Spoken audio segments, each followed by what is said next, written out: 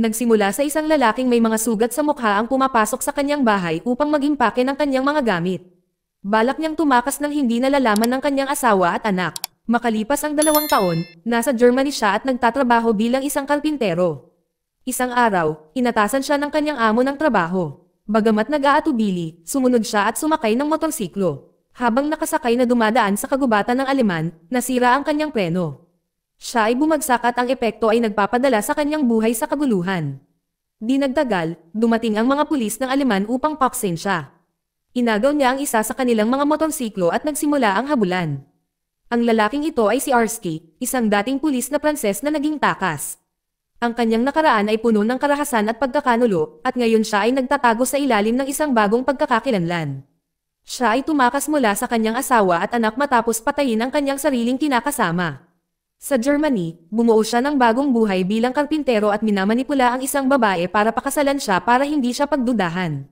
Gayunpaman, kumuha pa rin siya ng maruruming trabaho, nagtatrabaho sa tiwaling pulis ng France bilang isang courier na naghahatid ng mga droga.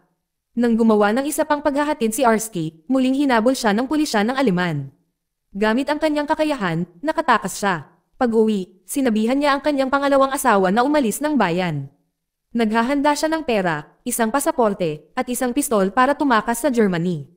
Humihingi siya ng mga sagot, ngunit hindi siya pinapansin nito. Bago sila makaalis, dumating ang 3 tiwaling pulis ng Aleman. Inilantad nila ang kanyang tunay na pagkatao, iniwan ang kanyang asawa sa pagkabigla, pagkatapos ay barilin siyang patay. Habang tinatitigan ni Arsky ang kanyang katawan, ipinaliwanag ng mga opisyal na ipinadala sila ng kanyang dating superior. Hinalugvog nila ang bahay at kumuha ng bag, hindi nila alam na naglalaman ito ng bomba. Agad silang pinapatay ng pagsabog. 2 opisyal ang nakaligtas sa pagsabog, ngunit hindi katugma kay Arsky. Isa-isa niyang pinatay ang mga ito, isa lang ang binuhay para maghatid ng mensahe sa kanyang amo na patay na si Arsky. Pagkatapos, sinunog niya ang bahay at naghahanda na bumalik sa France.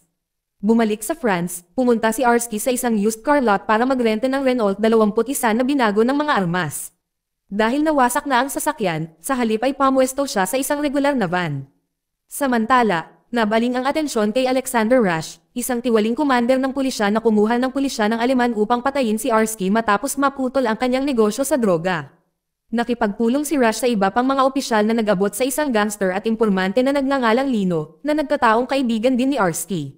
Nang makaalis ang mga opisyal, agad na binugbog ng mga tauhan ni Rush si Lino. Sa kanilang pagbabalik sa istasyon, tinalakay ng parehong mga opisyal ang mga krimen ni Rush, alam nilang kailangan lang nila ng mas maraming oras upang ilantad siya. Bago sila makakilos, hinampos ng truck ang kanilang sasakyan, na ikinasugat ng mga ito. Ang pananambang ay isinagawa ni Yuri, ang kanang kamay ni Rush, na dalubhasa sa pag-aalis ng mga pagbabanta. Kumilos sa ilalim ng utos, tinapos ni Yuri ang trabaho at nagulat pabalik kay Rush. Matapos matanggap ang mensahe ni Yuri, bumalik si Rush kay Lino, na nabugbog ng husto. Pinili ni Rush na huwag siyang patayin ng direkta. Sa halip, inutusan niya si Lino na lumayo sa kanyang negosyo, nagbabala na ang sino mang malapit sa kanya ay mamamatay kapag siya ay sumuway. Nang makalaya, muling nakipagkita si Lino kay Julia, isang pulis na determinadong ibagsak si Rush.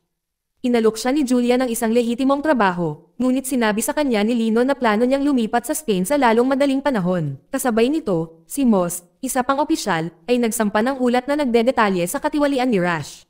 Ibinasura ito ng kanyang mga nakatataas, na sinasabing walang matibay na ebidensya. Samantala, si Lino, bagong labas ng shower, ay napadpad sa isang recording ng interogasyon sa kanyang tahanan. Ang recording ay kay Arsky, tinanong tungkol sa isang pagpatay. 2 taon na ang nakalilipas. Nakipag-away si Arsky sa kanyang partner, si Cheres, na malapit ding kaibigan ni Lino. Sa oras na iyon, nahaharap si Arsky sa isang pagpipilian sa pagitan ng pananatiling tapat o patuloy na magtrabaho para kay Rush. Malalim na sa katiwalian, sinunod niya ang utos ni Rush. Nang maging banta si Cheres sa negosyo ni Rush, napilitan si Arsky na patayin siya. Ang nakaraan ay patuloy na bumabagabag sa kapwa lalaki.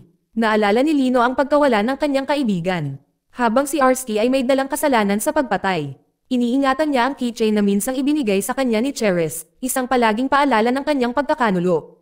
Ang panghihinayang ay mabigat sa kanya, alam niyang mas pinili niya ang pera kaysa sa katapatan. Pagkatapos, tinawagan niya ang kanyang unang asawa, si Stella, at sinabing uuwi siya. Habang lumilingon si Arsky sa likod, nakatuon si Rush sa pag-akyat sa mas mataas. Pinipilit niya ang mga hepe ng pulisya na e-promote siya sa Regional Police Chief. Isang posisyon na magpapahintulot sa kanya na palawakin ang kanyang mga iligal na operasyon. Ang mga nakatataas ay nag-aalangan, nagdududa sa kanyang pagiging maaasahan, lalo na dahil pinapanatili niyang malapit si Yuri. Kilala sa kanyang kalupitan, si Yuri ay madaling maging isang pananagutan. Upang mapabuti ang kanyang mga pagkakataon, inutusan ni Rush si Yuri na panatilihin ang kanyang distansya tuwing siya ay nasa istasyon. Sa sandaling umalis si Yuri, pinayuhan siya ng katulong ni Rush na si Cole na kumpirmahin ang pagkamatay ni Arsky sa Germany, na naghihinala na maaaring buhay pa siya. Pumayag si Rush at pinapunta si Yuri para mag-imbestiga. Di nagtagal, nalaman ni Yuri na bumalik si Arsky sa France. Nang walang pagkaantala, nagtakda si Yuri na tugisin siya. Kasabay nito, bumisita si Lino sa isang pagawaan ng kotse na pagmamay-ari ni Sarah, isang kaibigan ni Julia. Si Lino ay bihasa sa mga pagbabago sa kotse at madalas na gumagawa ng mga sasakyang handa sa labanan para sa kanyang mga misyon. Sa pagkakataong ito, dumating siya upang kunin ang kanyang Renault 21 na iniwan niya sa workshop. Ipinaliwanag ni Sarah na ang kotse ay masyadong luma at naipadala na sa scrapyard. Sa halip, naghanda siya ng mas mabilis na Alpine A110 para sa kanya. Tumanggi si Lino at hiniling na mabawi niya ang kanyang Renault 21. Dinala siya ni Sarah sa scrapyard sa Alpine A10. Pagdating nila, nawasak na ang Renault 21. Inihayag ng manggagawa sa scrapyard na hinahanap din ni Arsky ang parehong kotse. Laking gulat nila, napagtanto ni Lino na bumalik na si Arsky. Dahil sa pagnanais niyang ipaghiganti ang pagkamatay ni Cheres, nangako siyang hulihin si Arsky, buhay man o patay. Mabilis niyang tinawagan si Julia para ipaalam at naghanda itong lumipat. Samantala, nakilala ni Arsky si Stella. Sa pananabik na makita ang kanyang anak, humihingi siya ng pagkakataon. Tumanggi si Stella at sinabi sa kanya na ang pagtubos ay nangangailangan ng pagsuko sa mga awtoridad. Nag-aatubili na pumayag si Arsky. Bago siya makaalis, dumating si Yuri at naglunsad ng biglaang pag-atake. Nakatakas si Arsky sakay ng kotse kasama si Yuri na humahabol malapit sa likod. Ang pagtugis ay humahantong sa isang tram kung saan ang dalawa ay nag-aaway sa isang marahas na labanan. Makalipas ang ilang sandali, sumakay din si Lino sa tram na naglalayong makuha si Arsky. Nang makita niya si Yuri, sumabog ang kanyang galit. Nakipaglaban siya sa dalawang lalaki ng sabay-sabay na ginagawang isang larangan ng digmaan ang tram. Habang nakatutok siya kay Yuri, sinamantala ni Arsky ang pagkakataong tumalon sa bintana at mang-hijack ng motorsiklo ng pulis. Agad na humabol si Lino at sumali si Julia. Lumalawak ang pagtugis sa mga kalye ng lungsod at mga pampublikong parke na naglalagay sa panganib sa mga sebolyan. Habang hinahabol, nawasak ang sasakyan ni Lino matapos mabangga ang dalawang truck na hamarang sa kanyang dinaraanan. Napapaligiran ng mga pulis, napilitan siyang huminto. Si Julia ay patuloy na nag-iisa, sinusundan si Arsky sa isang kanal. Sa kanal, natalo ni Arsky si Julia at tinambangan siya mula sa likuran gamit ang baril. Sa ibang lugar, tinanong ni Moss sina Stella at Lino tungkol sa biglaang pagbabalik ni Arsky. Si Stella, na napailing sa kaguluhan, ay nawalan ng tiwala sa kanya. Naniniwala siyang hindi na siya karapat-dapat na maging asawa o ama. Sinusubukan ni Lino na aliwin siya, ngunit malinaw ang pinsala. Kasabay nito, dumating si Yuri sa opisina ni Rush na lubhang sugatan. Ibinigay niya ang isang bag ng pera ni Arsky at ipinangako ang kanyang katapatan na nangangakong gagawin ang lahat para kay Rush. Samantala, nakipag-ugnayan si Arsky kay Moss at nagayos ng isang pulong. Pagdating niya, isiniwalat niya na na-hostage niya si Julia. Nangako siyang pakakawalan siya kung papayagan siyang makita ang kanyang anak. Nag-aalok din siya ng ebidensya kay Moss na maaaring magpabagsak kay Rush. Nang walang ibang pagpipilian, sina Moss at Julia ay sumang-ayon na makipagtulungan sa kanya. Magkasama, nagpaplano sila ng joint operation kasama ang German police dahil si Rush ay nagpupuslit din ng droga sa Germany.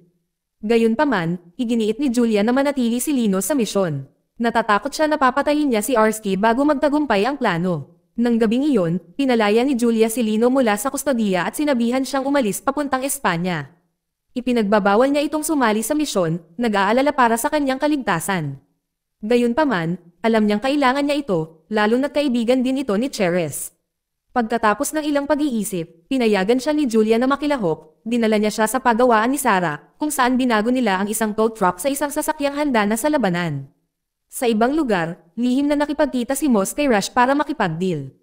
Ang opisyal na pinagkakatiwalaan ni Julia ay lumalabas na nagtatrabaho laban sa kanya. Nangako si Moss na ibibigay si Arsky kapalit ng tulong sa pagkuha ng posisyon sa ministeryo. Pinagtaksilan niya pareho sina Julia at Arsky sa pamamagitan ng paglabas ng buong plano tinanggap ni Rush ang alok. Kinabukasan, tinipon ni Rush si Yuri at ang kanyang mga tauhan para harangin sina Julia at Arsky. Sumusumpa si Yuri na hindi niya bibigwin. Walang kamalay-malay na napagdesisyonan na ni Rush na tatapusin siya. Sa pagtingin sa kanya bilang isang banta sa kanyang promosyon, lihim na inutusan ni Rush ang kanyang mga tauhan na alisin siya. Samantala, sina Julia at Arsky ay tumungo sa tagpuan kasama ang pulisya ng Aleman sa hangganan. Sumakay sila ng armored jeep para protektahan at dumaan sa checkpoint. Hiniling ni Julia kay Moss na hikayatin ang mga gwardya. Ang hindi niya alam ay kasama ni Moss si Cole na naghahanda na pumirma sa isang deal at nalikna ang kanyang lokasyon para makuha ni Rush si Arsky. Habang papalapit si Julia sa hangganan, sumalakay ang mga puwersa ni Rush na suportado ng isang helicopter. Sa ilalim ng mabigat na apoy, nagsimulang manghina sina Julia at Arsky. Sa sandaling iyon, dumating si Lino mula sa tapat na direksyon, sumakay sa kanyang binagong sasakyan. Inilipat ng helicopter ang focus upang habulin siya, na nagbibigay ng silid kina Julia at Arsky para lumaban. Sa tulong ni Lino, ibinaba ang mga tauhan ni Rush, marami ang nagkabanggaan sa isa't isa. Sina Julia, Arsky, at Lino ay lumusot lamang upang matagpuan ang German police na minasacre na ng mga tropa ni Rush. Sa sobrang lakas, sumuko sila. Pagkatapos ay isiniwalat ni Rush ang pagkakanulo ni Moss. Bago pa makapag-react si Julia, binaril niya ito, na ikinatulala ni Lino. Inutusan niya ang kanyang mga tauhan na patayin sina Lino at Arsky at itapon ang kanilang mga katawan. Bago isagawa ang utos, dumating si Yuri sakay ng kotse. Nang makaligtas, naghihiganti siya kay Rush. Sa kaguluhan, pinatay ni Yuri si Rush at ang kanyang mga tauhan. Sinasamantala ni Arsky ang pagkakataong makatakas. Sinugod ni Lino si Julia, na binaril sa tiyan. Buti na lang at nakasuot siya ng bulletproof vest. Bago mawalan ng lakas, nakiusap si Julia na hulihin si Arsky para ipaghiganti si Cheres. Walang pag-aalinlangan, hinabol ni Lino. Muling nag-aaway sina Arsky at Lino. Naghahabulan sa lungsod at sinisira ang mga ari-arian sa daan. Natapos ang pagtugis ng mabangga ni Lino ang kotse ni Arsky, na pinilit itong dumaan sa isang guardrail at bumaba sa kalsada sa ibaba. Kinaladkad ni Lino at Julia si Arsky mula sa pagkawasak at dinala sa harap ng istasyon ng pulisya. Si Moss, na nabigla nang makita silang buhay, ay nagkunwaring tinatanggap si Julia, ngunit si Julia, na nalalaman ang katotohanan, ay na-headbutt sa kanya sa galit. Samantala, sinubukan ni Cole na nakawin ang pera ni Rush at tumakas. Naghihintay na si Yuri, handang tapusin siya. Sa mga huling sandali, nakaupo si Arsky sa kustodiya, na sumasalamin sa kanyang pagbagsak. Kung nagkataon, nakita niyang dumaan si Stella at ang kanilang anak. Gusto niyang lapitan sila, ngunit pinigilan siya ng mga pulis. Tumanggi si Stella na kilalanin siya, na iniwan si Arsky na walang anumang bagay kundi panghihinayang na hindi kukupas. Dito nagtatapos ang kwento. Salamat sa panonood kaibigan.